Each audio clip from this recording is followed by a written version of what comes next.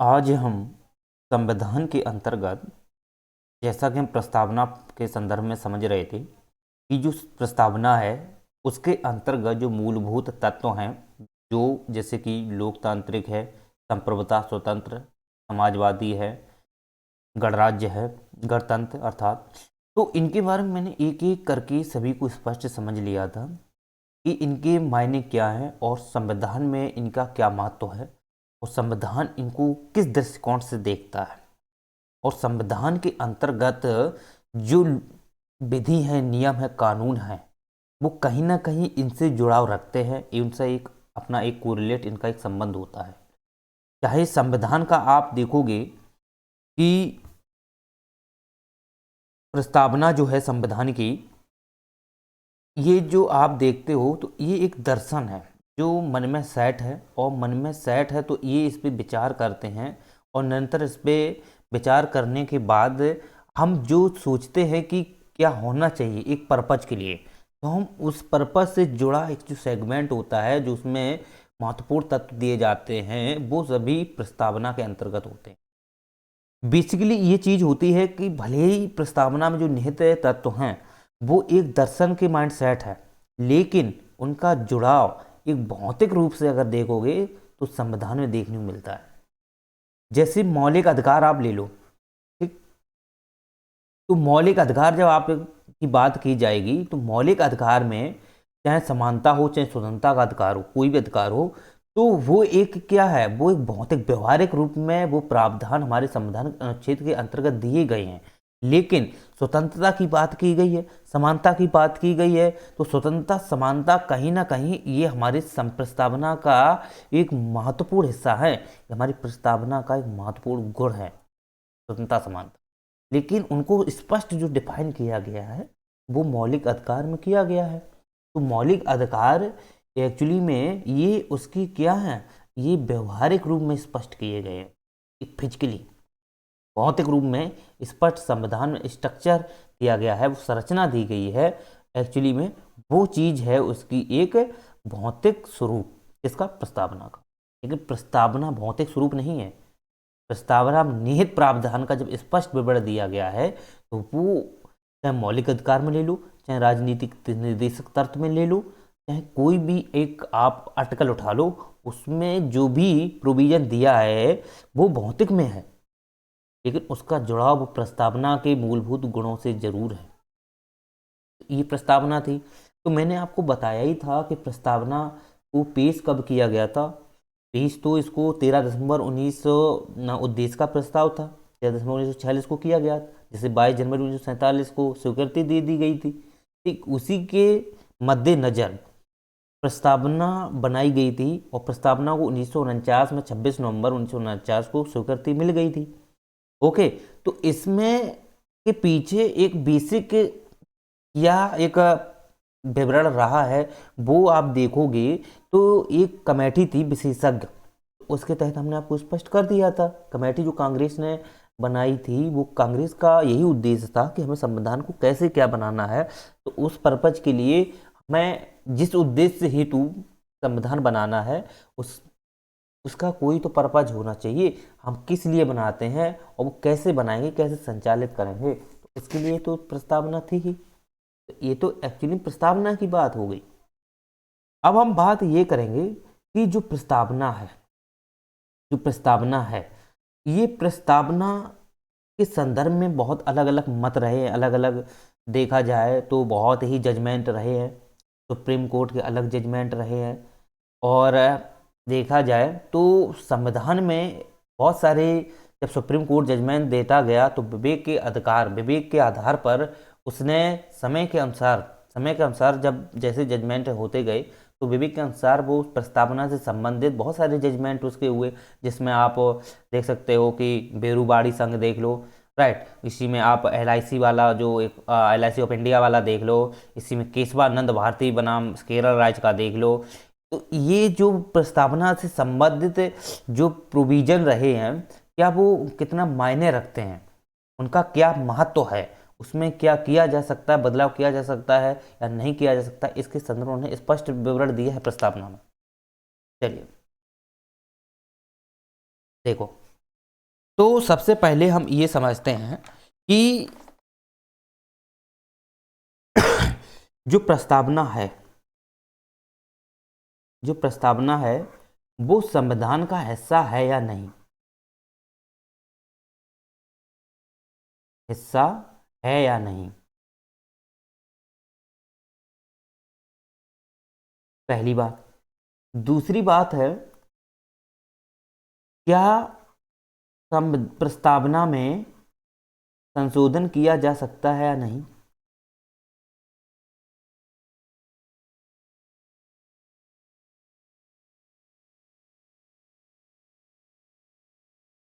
अगर अगर किया जा सकता है तो कहाँ तक, कोई तो लिमिटेशन होगी इसकी, ऐसा तो है नहीं कि जो भी प्रोविजन है सभी में संशोधन कर दिया जाए, ऐसा तो है नहीं। तो बात अब यहाँ आती है कि प्रस्तावना संविधान का हिस्सा है या नहीं, पहली बात तो ये है।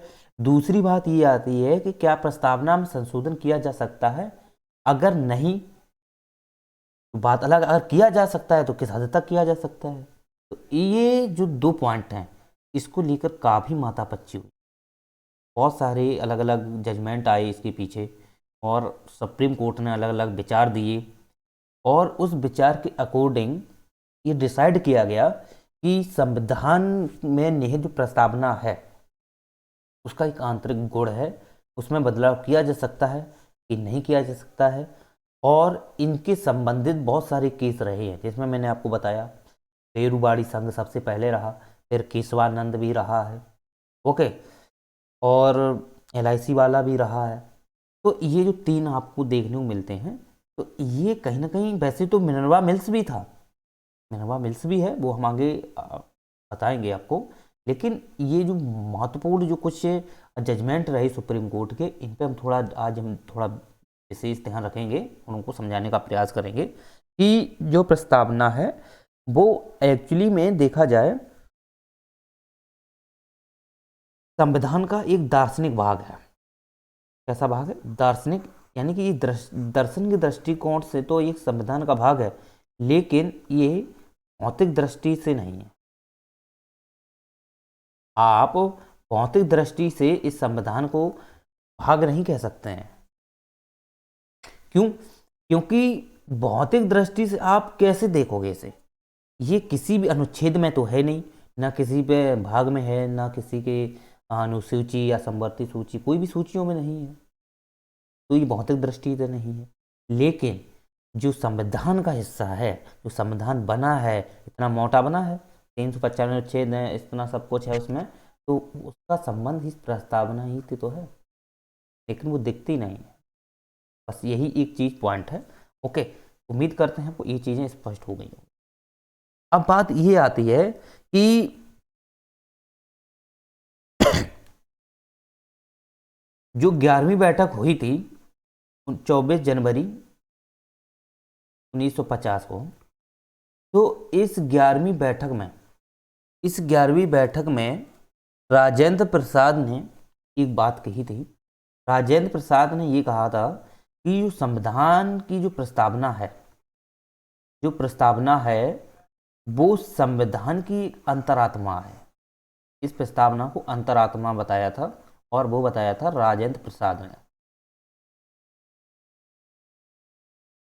11वीं बैठक जब 24 जनवरी को जब हुई थी 1950 में, तब उस समय राजेंद्र प्रसाद ने उस सभा में कहा था कि जो संविधान में जो प्रस्तावना है, जो प्रस्तावना जो बनाई है, वो प्रस्तावना संविधान की एक अंतर आत्मा है। और वो अंतर आत्मा जो है ना, अगर आप अंतर आत्मा को निकाल दोगे या उसमें कुछ गलत सलत करोगे तो वो संविधान के स्ट्रक्चर पर उसका प्रभाव पड़ेगा। आप इसमें ऐसा नहीं कर सकते। तो ये चीजें आप समझ सकते हो। दूसरी बात हुई थी कि संविधान सभा की कुंजी है। अर्नेस्ट वार्कर एक रहे हैं, उन्होंने ये बात कही थी, अर्नेस्ट वार्कर ने, कि जो प्रस्तावना है, जो प्रस्तावना है वो संविधान सभा की कुंजी है।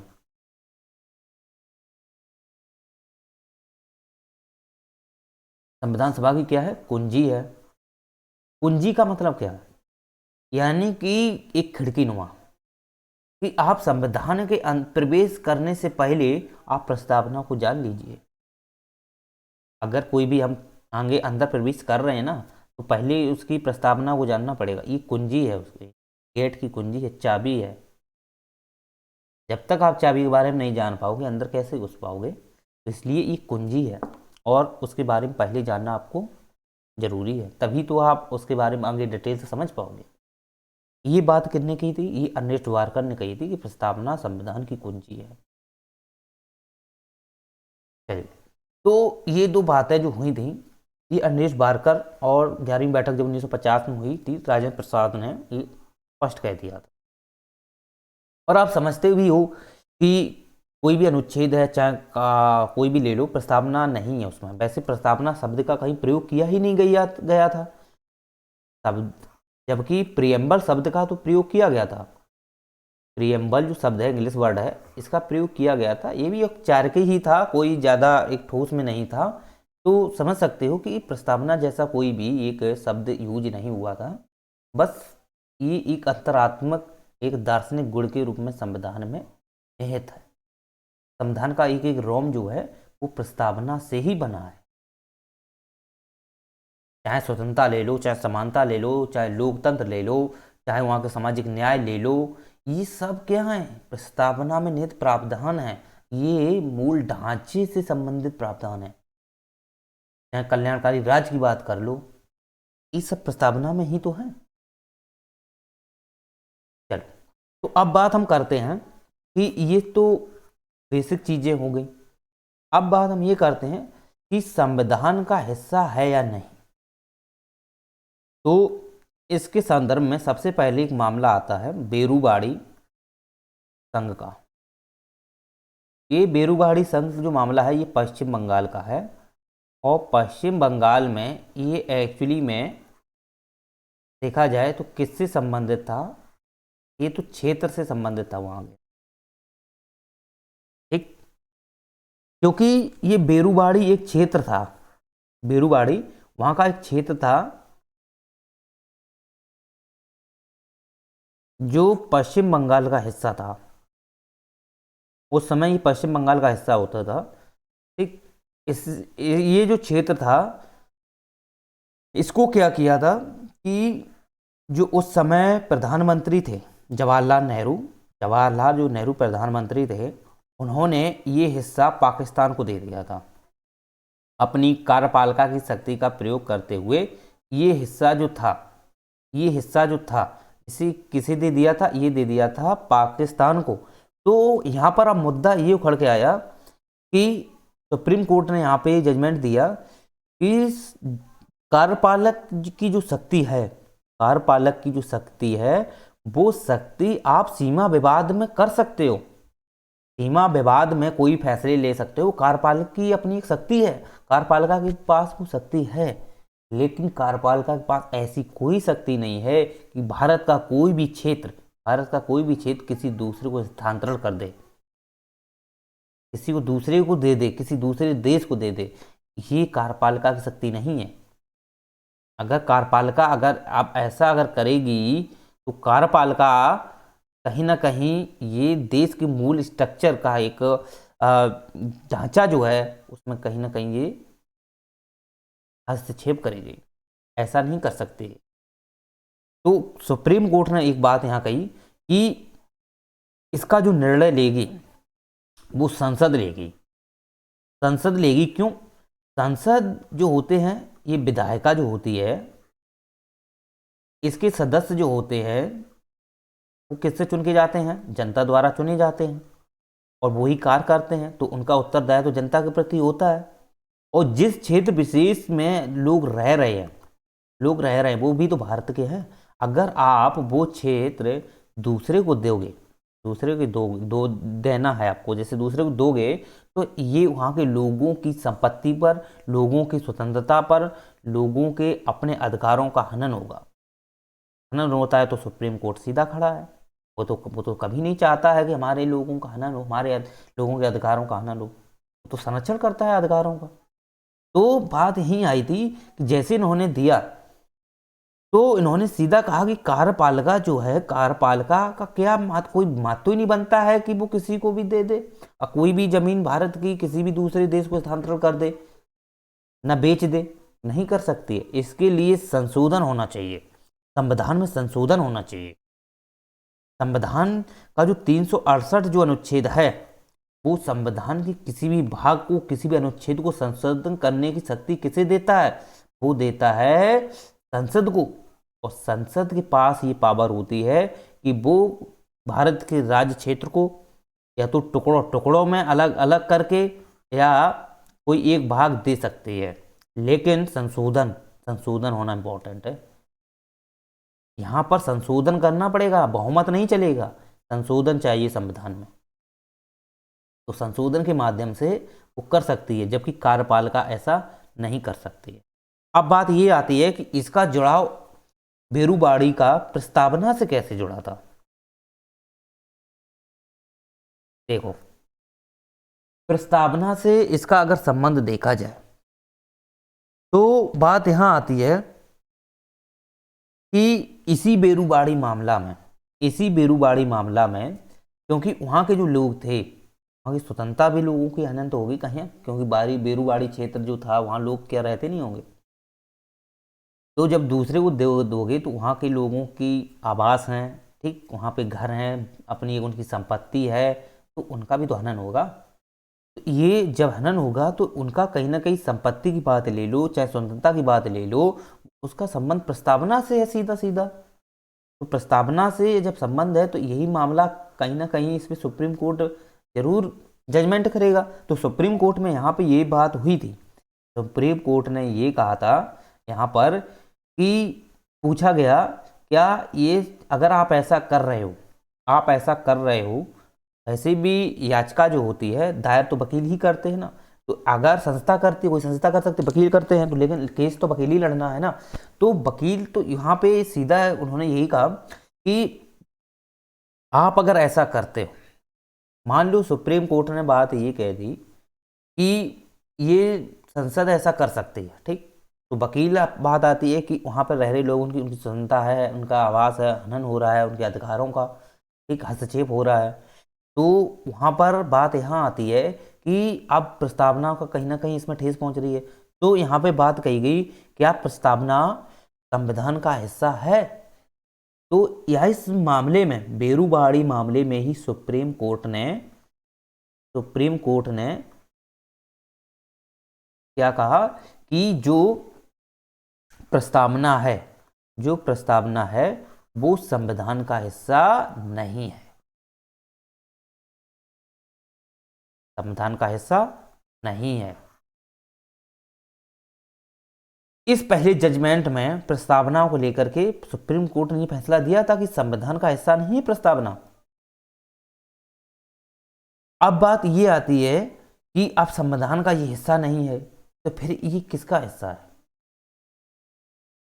तो अब इसी के फैसले को आगे जब बढ़ाया गया तो फिर जब एक 1973 का मामला, 13 साल बाद 1973 का मामला फिर आता है। वो आता है कब? तब तक तो शांति बनी रही, तब तक शांति रही, कोई ऐसा मामला ही नहीं आया प्रस्तावना से रिलेटेड। जब 1973 की बात की जाए, 1973 में जो केशवानंद भारती मामला था,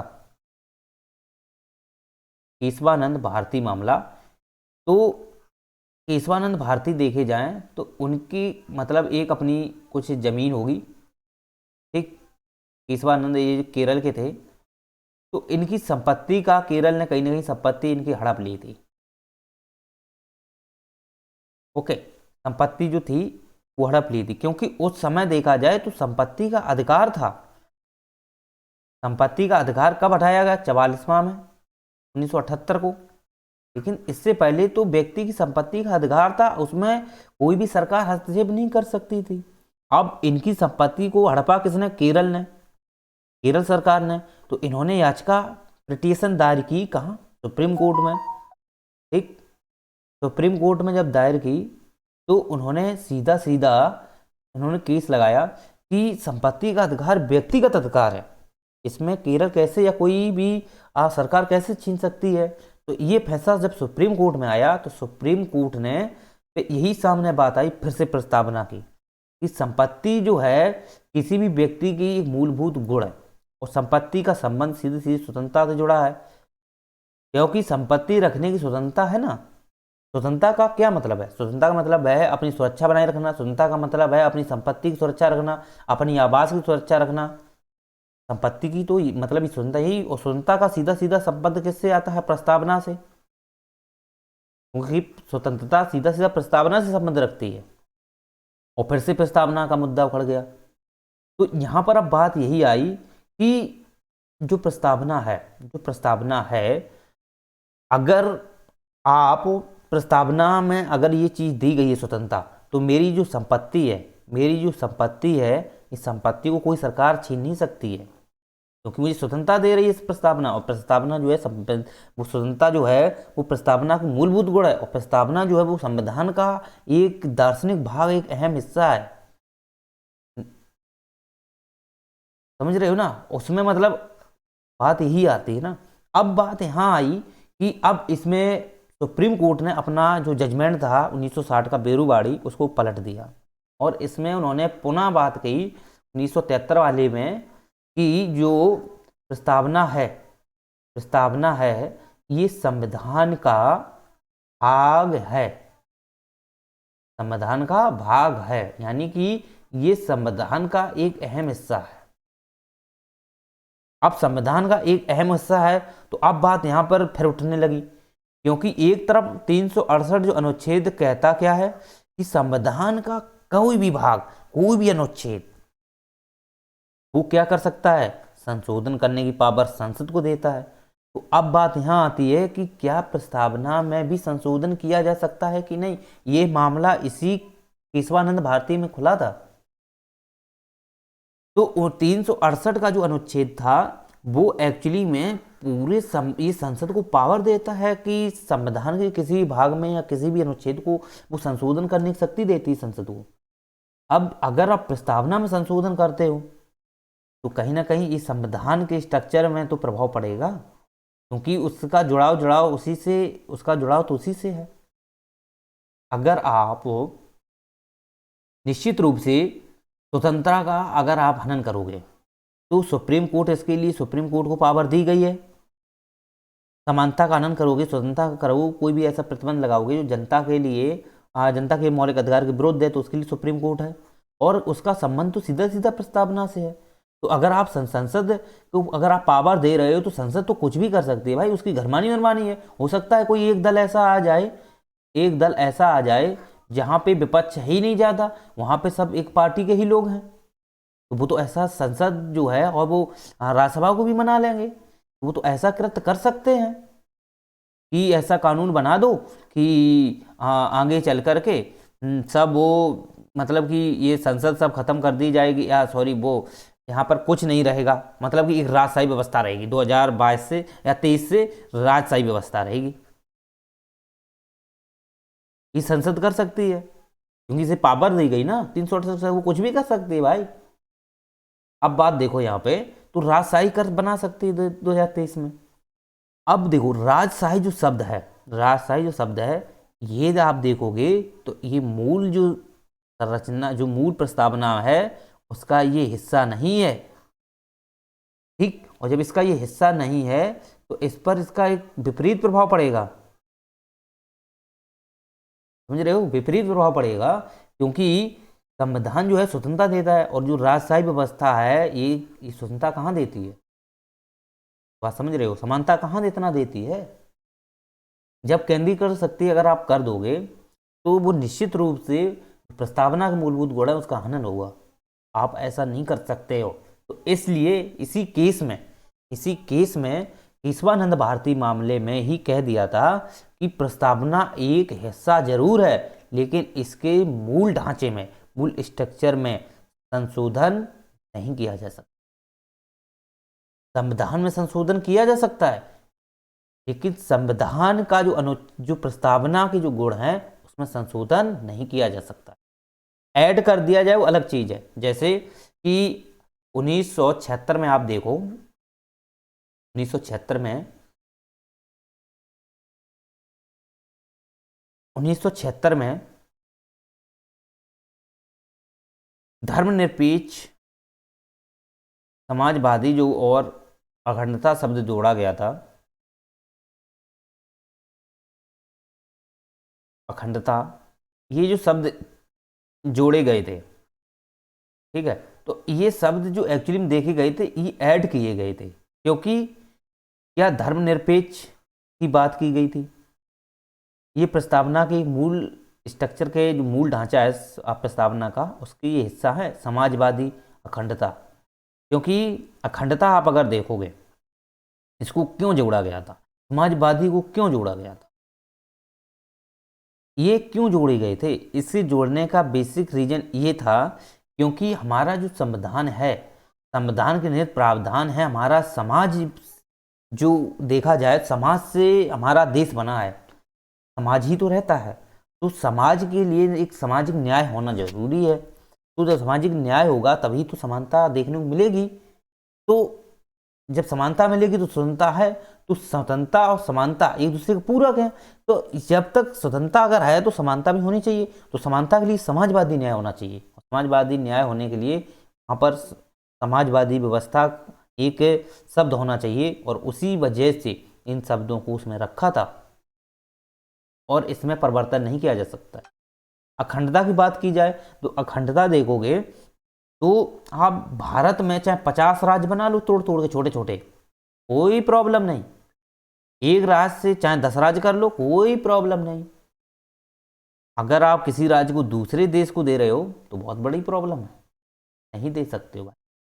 धर्मानी मनमानी नहीं है कि हम चाहेंगे तो हम दे देंगे, नहीं चाहेंगे नहीं देंगे। संसद दे सकती है, देखो संसद को ये पावर दी गई है, संसद को ये पावर दी गई है, लेकिन संशोधन के तहत संशोधन करो संविधान। तो ये कुछ मूलभूत तत्व थे, जोड़े गए थे उसमें प्रस्तावना के अंतर्गत। तो ये तो एक्चुअली में उसमें ऐड किया गया था। अब बात ये आती है कि संविधान में संशोधन की बात थी कि संविधान में संशोधन किया जा सकता है या नहीं। पहली बात तो हो गई कि संविधान का हिस्सा है, प्रस्तावना जो है वो संविधान का हिस्सा है। ठीक, अब बात आती है कि संविधान संशोधन किया जा सकता है या नहीं। तो इस मामले में आप देखोगे केशवाई नंद भारती मामला था, उसमें ये बात स्पष्ट कर दी गई कि संविधान में संशोधन, प्रस्तावना में, तो प्रस्तावना है, ठीक, प्रस्तावना है, इसमें संशोधन किया जा सकता है कि नहीं। तो इस प्रस्तावना में आप देखोगे तो ये स्पष्ट कर दी गई थी केशवानंद में कि संविधान के अंतर्गत जो प्रस्तावना है उसमें संशोधन संविधान में किया जा सकता है, प्रस्तावना में किया जा सकता है, लेकिन मूल स्ट्रक्चर में नहीं, मूल ढांचे में नहीं। अब बात यहां फिर फंस गई कि मूल ढांचा क्या होता है, मूल ढांचे हैं क्या, मूल ढांचा क्या है। प्रस्तावना, अगर आप प्रस्तावना में संशोधन की बात करते हो, ठीक, क्योंकि प्रस्तावना में ये जोड़े गए थे, संशोधन की बात करते हो, तो मूल ढांचा जो है उसमें संशोधन की बात नहीं करते हैं कि मूल ढांचा में संशोधन नहीं होगा। तो फिर मूल ढांचा क्या है भाई, मूल ढांचा भी तो होना चाहिए। तो इसके बारे में ना संविधान में कोई बात कही गई है कि मूल ढांचा क्या है, ना ही सुप्रीम कोर्ट ने ये बात कही है। ना सुप्रीम कोर्ट ने कोई ऐसा स्पष्ट अलग से कोई विवरण नहीं दिया है, ना कोई संकेत सूची बनाई है ऐसी कि लो ऐसा ऐसा ये मूल ढांचा है, आप इसमें कोई भी परिवर्तन नहीं कर सकते हो, ये मूल ढांचा है प्रस्तावना का। कोई प्रोविजन नहीं दिया है, ना सुप्रीम कोर्ट ने, ना संविधान में। अब बात ये आती है कि मूल ढांचा क्या है। तो ये विवेक के आधार पर निरंतर जैसे जजमेंट होते गए, तो सुप्रीम कोर्ट वैसा फैसला सुनाता गया विवेक के आधार पर। तो फिर मूल ढांचे में आप देखोगे तो मूल ढांचे में ये भी तो तत्व हैं, धर्मनिरपेक्ष, समाजवादी, अखंडता, ये भी है, समझ रहे हो। अगर आप ऐसा संसद क्या कोई विधि बनाएगी, ऐसा संसद कोई विधि बनाएगी भारत को खंड खंड कर दो, तोड़ तोड़ के अलग अलग कर दो, यानी कि ऐसा तो कर नहीं सकती है संसद की 10 देश बना दे भारत के अंदर, नहीं नहीं नहीं कर सकती। भले ही उसे पावर दी गई है 368 के तहत संशोधन की, बाहर सकते उसे देने की, लेकिन ऐसी शक्ति थोड़ी ना है कि उसे खंड खंड कर दे। नहीं नहीं नहीं, ऐसा नहीं हो सकता है। तो यही चीज है कि स्पष्ट इसमें किया गया था कि मूल ढांचा एक्चुअली होता क्या है, तो मूल ढांचा में कोई स्पष्ट विवरण ही नहीं दिया गया।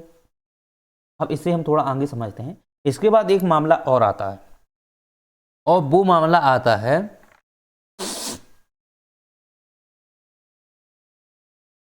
LIC ऑफ इंडिया का। LIC ऑफ इंडिया का जो 1995 में आया था। ये जो मामला था, इस मामला में पुनः संविधान ने अपनी बात को दोहराया जो केशवानंद की थी। उन्होंने कहा कि जो संविधान है, जो प्रस्तावना है, वो संविधान का आंतरिक हिस्सा है। प्रस्तावना संविधान का आंतरिक हिस्सा है। आंतरिक हिस्सा का मतलब क्या है? उसकी एक आत्मा है। LIC वाले मामले में ये बात स्पष्ट कर दी गई थी, जो केशवानंद भारती मामला था उसमें भी अपना ली गई थी यही बात। लेकिन इसमें ये कह दी गई कि संविधान के एक जो प्रस्तावना है वो संविधान का एक आंतरिक हिस्सा है। आंतरिक हिस्सा का मतलब उसकी अंतरात्मा है।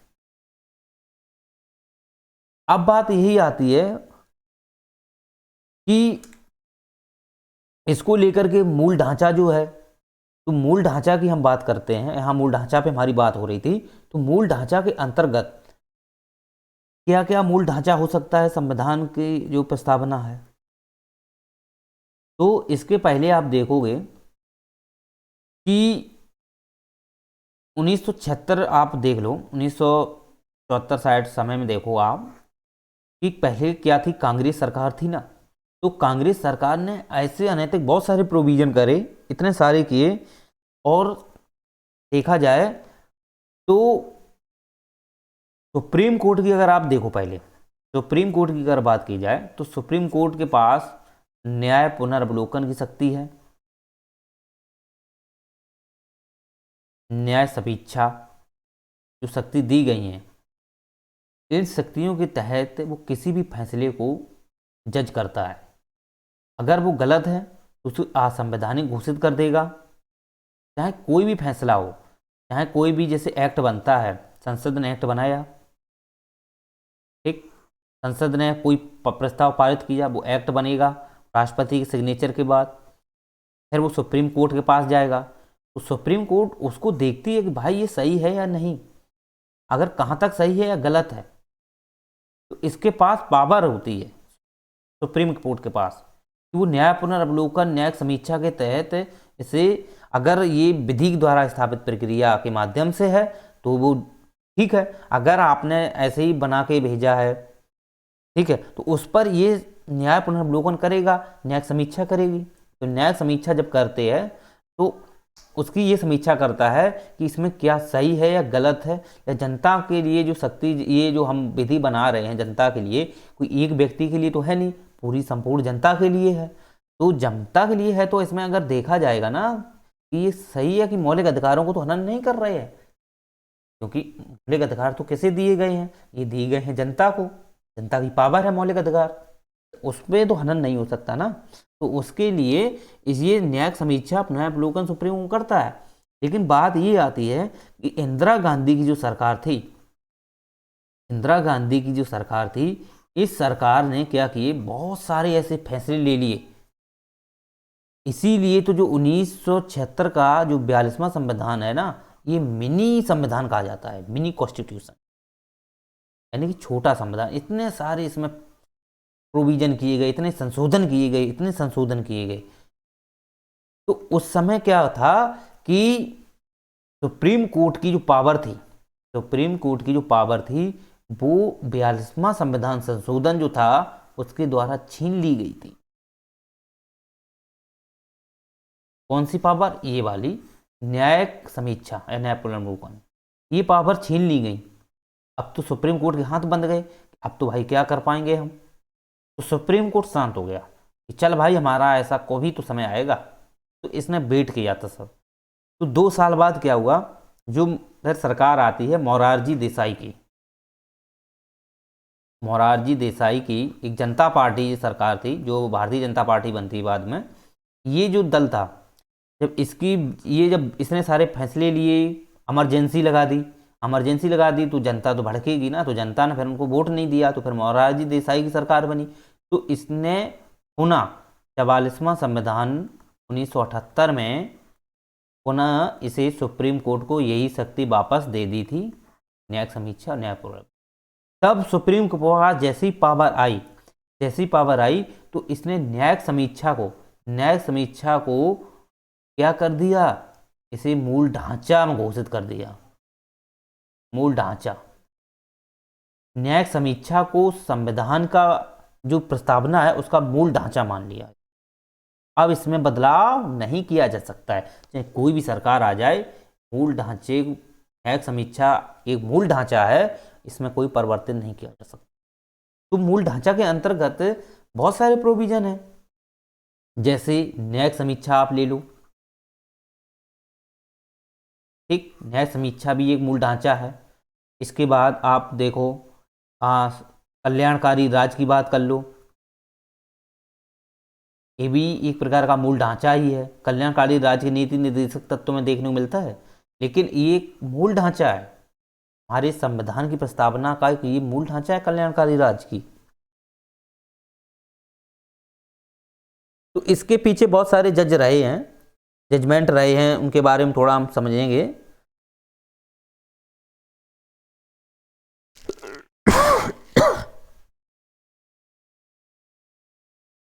चलिए, तो बात यही आती है कि मूल ढांचा के अंतर्गत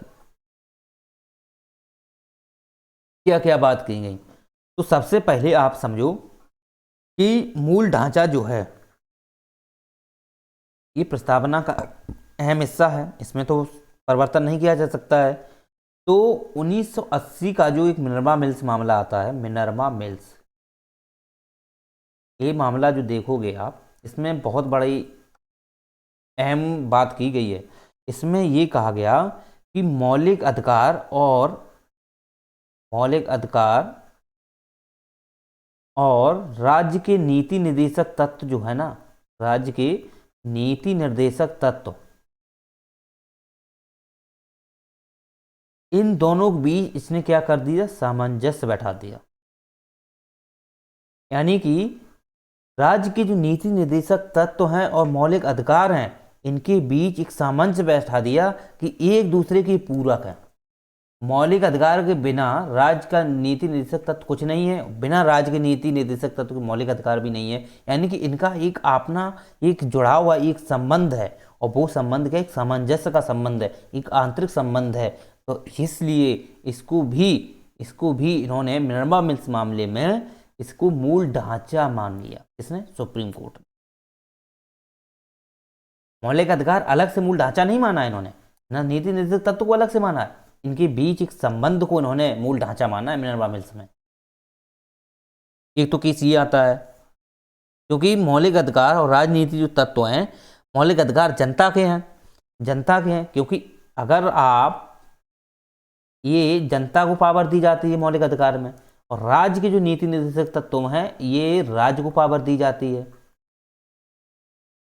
लेकिन इसके लिए राज्य बाध्यकारी नहीं है, इसके लिए बाध्यकारी नहीं है,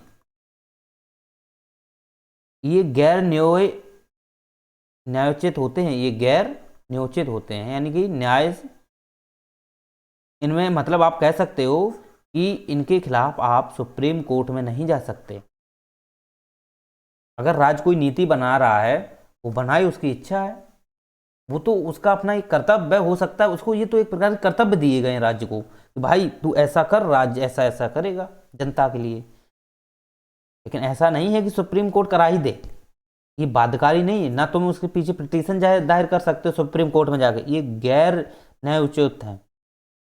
जबकि मौलिक अधिकार जो हैं ये न्याय से जुड़े हुए हैं, मौलिक अधिकार का हनन करते हैं, तो आप जा सकते हो। तो बात अब यही आती है कि इन दोनों के बीच में संबंध जो बैठाया था, सामंजस्य का संबंध, वो 1980 में मिनर्वा मिल्स मामला जो था उसके तहत और ये जो बात है से मूल ढांचा मान लिया गया था। मौलिक अधिकार और राज्य की नीति निर्देशक तत्व दोनों का भी एक बीच में आपस में संबंध है, इस संबंध को मूल ढांचा मान लिया गया। क्योंकि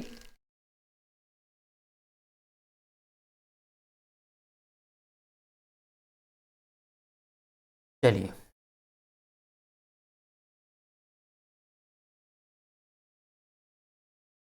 अब आता है सेंट्रल कोल्डफील्ड मामला।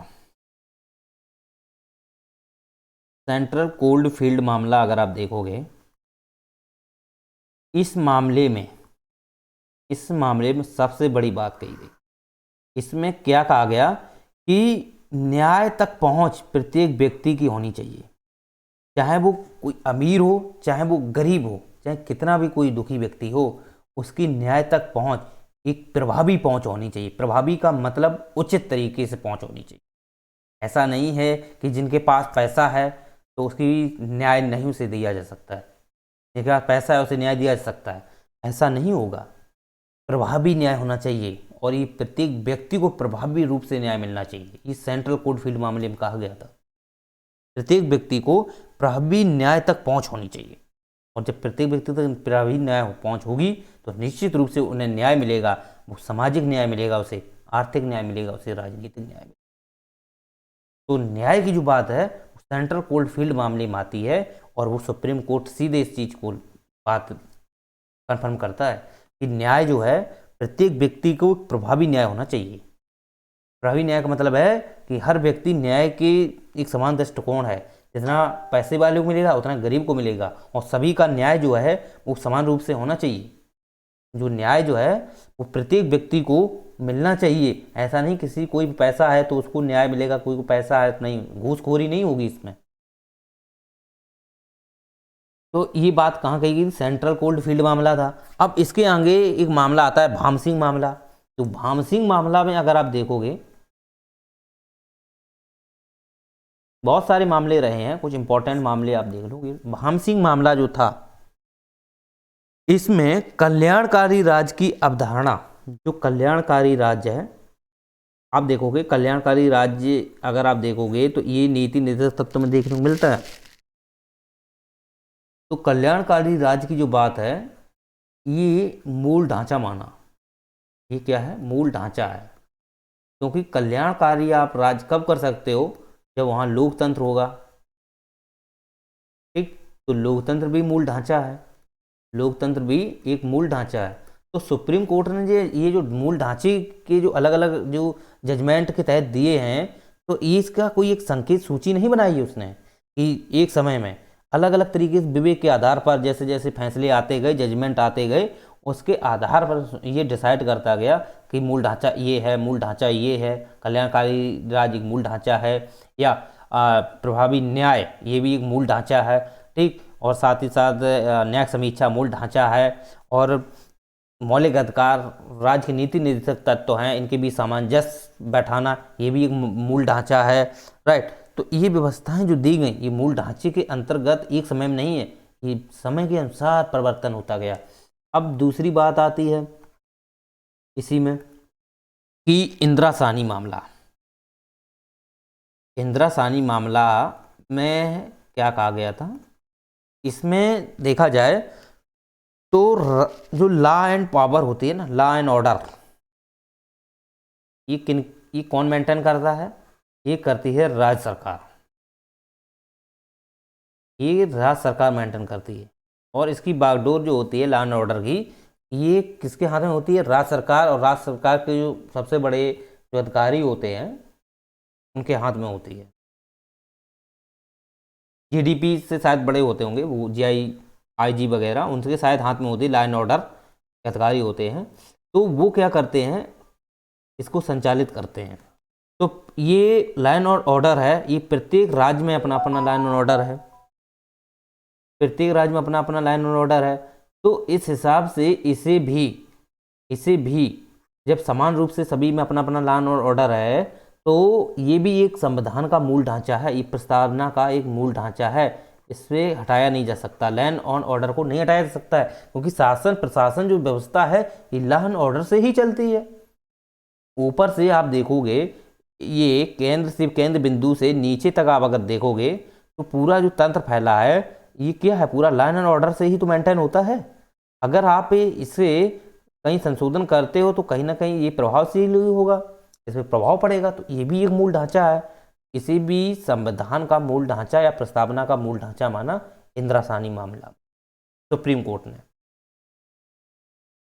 अब आता है एसआर बॉम्बे मामला। एसआर बॉम्बे मामला में,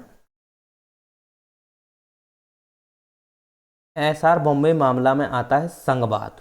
तो संघवाद जो है ये भी मूल ढांचा माना है। क्यों? देखोगे आप जो संघवाद है, संघ का मतलब अब देखोगे संघात्मक व्यवस्था, जहां पर केंद्र ए राज्य, यहाँ शक्तियों का क्या है, सेपरेट पावर की जो बात की गई, यहाँ पे शक्तियों का पृथक्करण है। राजा, यहाँ पे राज्यों की शक्तियां अलग हैं, केंद्र की शक्तियां अलग हैं। तो केंद्र और राज्य की जो शक्तियां हैं, केंद्र और राज्य की शक्तियां हैं, ये केंद्र और राज्य की समान शक्तियां रहेंगी। इसका मतलब क्या है, यानी कि केंद्र जो है वो राज्य की शक्ति को नहीं छीन सकता है, राज्य की शक्तियों को नहीं छीनेगा। ना राज्य है वो केंद्र की शक्तियों को छीनेगा, और ना राज्यों को खत्म किया जाएगा, यानी कि राज्य की जो पावर है वो न खत्म किया जाएगा। और इसका मतलब ये है, संघवाद की जो व्यवस्था है ये मूल ढांचा है, और मूल ढांचा में बदलाव संसद नहीं कर सकती है। मूल ढांचे में संसद बदलाव नहीं कर सकती है, क्योंकि ये हमारे संविधान की प्रस्तावना के अंतर्निहित संघवाद जो है वो मूल ढांचा है। और संघवाद आप देखोगे केंद्र और राज्य शक्तियों का जो सेपरेट किया गया है, वो ऐसा नहीं होगा कि संसद कोई विधि बना दे और राज्यों की शक्तियों को छीन ले, राज्यों की शक्तियों को खत्म कर दे। ऐसा नहीं कर सकती संसद। ये एक संघवाद की बात होती है, संघवाद का हनन होगा। संघवाद एक मूल ढांचा है। ये कुछ फैसले हैं, इन फैसलों में आप समझ सकते हो कि कहाँ तक मूल ढांचे की बात की है सुप्रीम कोर्ट ने। संघवाद एक मूल ढांचा को रखा, कल्याणकारी राज मूल ढांचे में रखा, मौलिक राजनीतिक निधि तत्वों के सामंजस्य को भी मूल ढांचा माना, न्याय समीक्षा को मूल ढांचा माना, राइट। इसी के अंतर्गत लोकतंत्र को उन्होंने मूल ढांचा माना, सामाजिक न्याय इसी भी मूल ढांचा माना, ठीक। अखंडता, अखंडता भी एक मूल ढांचा है। राष्ट्र की एकता ये भी मूल ढांचा है। बंधुत्व ये भी मूल ढांचा है।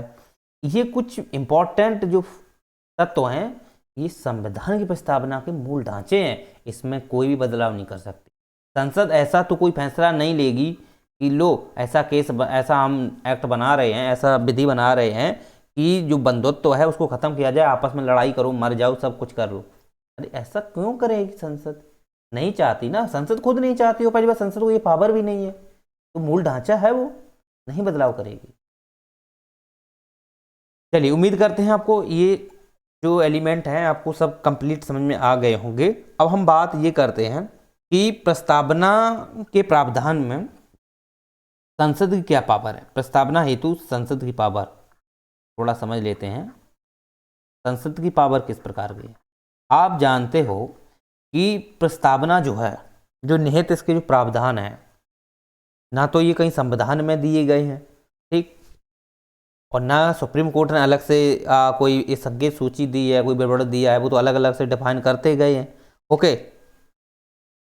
क्योंकि इसमें जो निहित जो प्रावधान है, चाहे वो कोई भी ले लो, चाहे लोकतंत्र ले लो, चाहे आप स्वतंत्रता ले लो, चाहे आप संप्रभुता ले लो, ये जो प्रावधान है प्रस्तावना के अंतर्गत जो मूलभूत तत्व है, ठीक, ये विधायिका को कोई शक्ति नहीं देते हैं। ये विधायिका को कोई शक्ति नहीं देते हैं, मतलब इनका विधायिका से कोई संबंध नहीं है, कोई दूर दूर कोई संबंध ही नहीं है।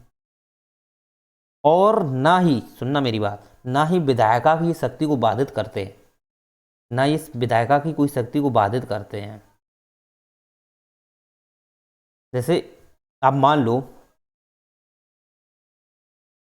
जैसे मान लेते हैं कि विधायिका जो है कोई कानून बना रही है, निश्चित रूप से, ठीक है, कोई कानून बना रही है, मान लो स्वतंत्रता को दमन कर रही है, तो पहली बात तो यही है कि स्वतंत्रता का ये दमन कर ही नहीं सकती है विधायिका, क्योंकि ये मूल ढांचे की बात है, और मूल ढांचा में तो स्वतंत्रता इसके विधायिका के हाथ बंद गए निश्चित रूप से। तो इसका कोई संबंध है इससे? क्या नहीं है ना, कोई इंटरफेयर कोई भी इसमें नहीं कर सकते। तो विधायिका जो है ना, विधायी प्रस्तावना के जो प्रावधान है उसका कोई संबंध विधायिका को न शक्ति देना है ना विधायिका को बाधित करना है न। इसका मतलब ये हुआ जो प्रावधान है इसके तहत वो विधायिका को शक्ति नहीं देते हैं, ना ही विधायिका की शक्ति को ये बाधित करते हैं। दूसरी बात, प्रस्तावना जो है वो संविधान की कोई शक्ति नहीं है, यानी कि प्रस्तावना अपने आप में कोई पावरफुल नहीं है, मतलब शक्ति इसमें कुछ भी नहीं है, प्रस्तावना में कोई शक्ति नहीं है। इसके स्ट्रक्चर जो है भौतिक आप देखोगे जो संविधान में पूरा बना हुआ है वो शक्ति है। संविधान में शक्ति दी गई है, संविधान में शक्ति है, लेकिन प्रस्तावना में कोई शक्ति नहीं है, शक्तिहीन है ये। तो ना तो प्रस्तावना संसद को शक्ति देती है, ना प्रस्तावना विधायिका की शक्ति को रोक सकती है, साथ ही साथ ना प्रस्तावना जो है स्वयं में पावरफुल है। केवल पावरफुल कौन है? संविधान है। तो आप ये कभी नहीं कह सकते हो कि संविधान की शक्ति प्रस्तावना की शक्ति है, कभी नहीं कह सकते हो। संविधान की शक्ति अपनी शक्ति है, वो एक भौतिक शक्ति है उसकी। प्रस्तावना तो आंतरिक गुण है, उसकी कोई शक्ति ही नहीं है। लेकिन यस, ये बात है कि उसको ध्यान में रखते हुए संविधान अपनी शक्ति का यूज करता है। प्रस्तावना में खुद की कोई पावर नहीं है, उसको ध्यान में रखते हुए संविधान अपनी शक्तियों का प्रयोग करता है। प्रस्तावना की खुद की अपनी स्वयं की पावर नहीं है, और ना ही प्रस्तावना विधायिका को कोई शक्ति देती है, राइट, और ना विधायिका की शक्ति को बाधित करती है। दो चीज़ें ये आप इस पर समझ लीजिए।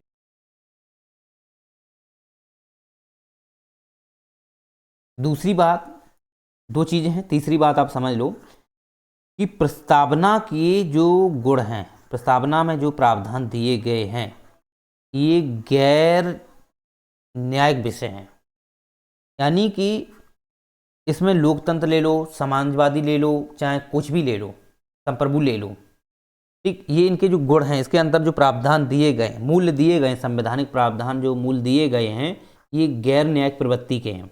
अर्थात इनके विरुद्ध कोई पिटीशन या कोई भी याचिका आप दायर नहीं कर सकते सुप्रीम कोर्ट में। आप ऐसा नहीं कह सकते हो जाकर के भाई संप्रभुता को आप चले जाओ संप्रभुता के खिलाफ और सुप्रीम कोर्ट में कि आप संप्रभुता को हटाओ। अरे भाई नहीं कर सकते, ये गैर न्यायिक हैं, लोकतंत्र को खत्म नहीं कर सकते हो आप, गैर न्यायिक हैं ये मूल संरचना में गैर न्यायिक हैं। ये इसमें कोई न्याय नहीं मिलेगा आपको, ना लोकतंत्र में, ना संप्रभुता में, ना अखंडता में, क्योंकि ये गैर न्यायिक हैं। अगर आप इनके विरुद्ध जाते हो, ठीक, इनके विरुद्ध जाते हो तो इसमें सुप्रीम कोर्ट कुछ नहीं बोलने वाला, भाई मेरे अधिकार से बाहर है, हम इसमें कुछ नहीं कर सकते, ये गैर न्यायिक है। तो उम्मीद करते हैं आपको ये चीज़ें स्पष्ट हो गई होंगी, और जो भी प्रोविजन थे मैंने कंप्लीट करा दिए हैं, ठीक है। अब कुछ छूटा ही नहीं है इसमें।